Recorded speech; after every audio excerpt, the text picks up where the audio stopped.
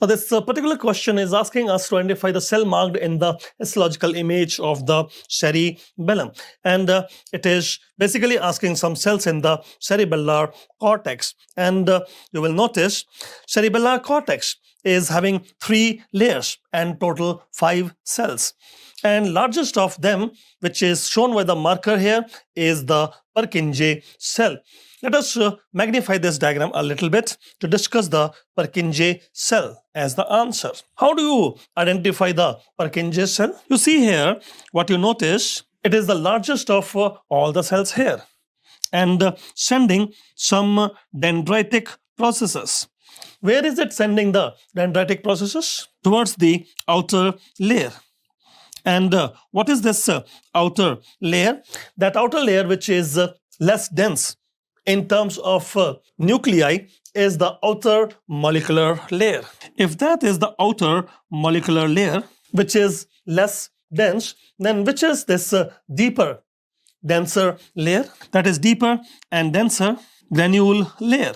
Why would you call it granule layer? Because there you have the granule cells. Actually, 2 cells are present in the inner granular layer and 2 cells are present in the outer molecular layer. What is the 2 cells in the inner granular layer? One is granule cell. And what is the other one? It is the Golgi cell. You can remember GG cell. Okay, GG cell in the inner granular layer? Yes. And you can remember SV cell in the outer molecular layer. SV cell, what is this SV cell?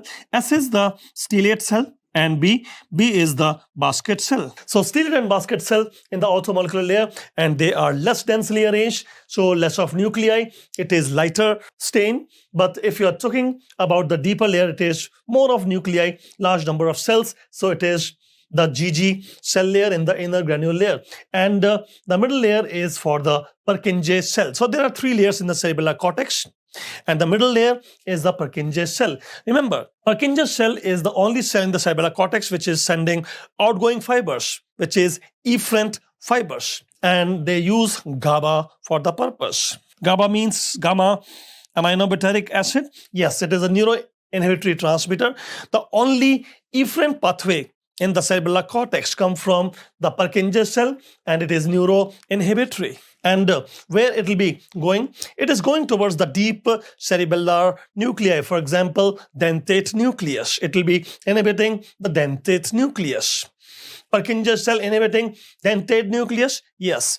And who is inhibiting the Purkinje cell? Purkinje cell can be inhibited by the stellate and basket cell. They are both inhibitory to the Purkinje cell. You are mentioning stellate and basket are inhibitory to the Purkinje cell? Yes.